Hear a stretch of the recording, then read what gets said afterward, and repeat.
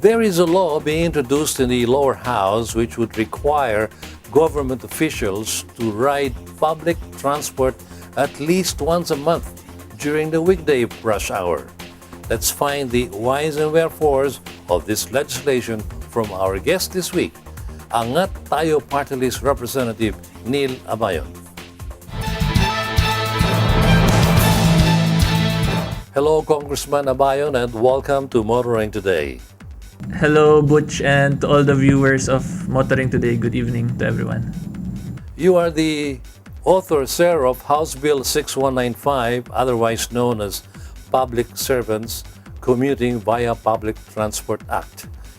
What are the objectives of the proposed legislation? Okay, so the objective of my bill actually is simple lang. It is the same. It is a same concept lang as barangay visitation, community visitation. Kasi kami po as elected public servants, we usually go to the barangays, to the municipalities para kausapin yung mga constituents namin doon to know their concerns. So, kinari over ko lang po sa transportation sector kasi I believe the one of the ways for us to truly understand and feel what the riding public faces, encounters on a daily basis, yung mga hardship nila, is for us to actually also ride public transport regularly, at least once a month in my opinion, for a start. Tell us, sir, sino ang mga public officials na covered ng panukalang batas na ito at anong uri ng public utility vehicle ang kailangan nilang sakyan? So yung coverage po ng bill ko is from the division chief up to the cabinet secretary or the equivalent of such rank. So yung pwede po natin maging basis dito to determine kung sino yun sila is yung salary grade namin as government officials.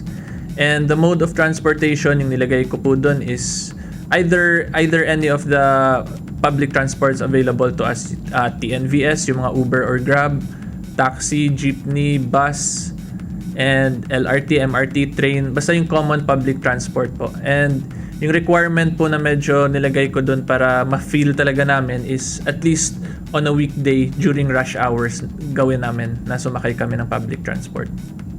For how long are they required to do this? For as long as the law is enacted, it won't be amended. Tuloy-tuloy po kaming kailangan namin gawin to. Mr. Congressman, anong paraan ng monitoring ang pinopropose nyo to check the implementation and adherence to the law? So yung nilagay ko kasi sa bill ko, the department that will be making the implementing rules would be the Armed Forces of the Philippines or the Philippine National Police, as the case may be.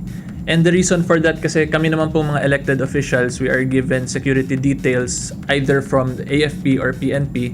So I believe the security detail assigned to us will be in the best position to monitor if we are actually complying with this.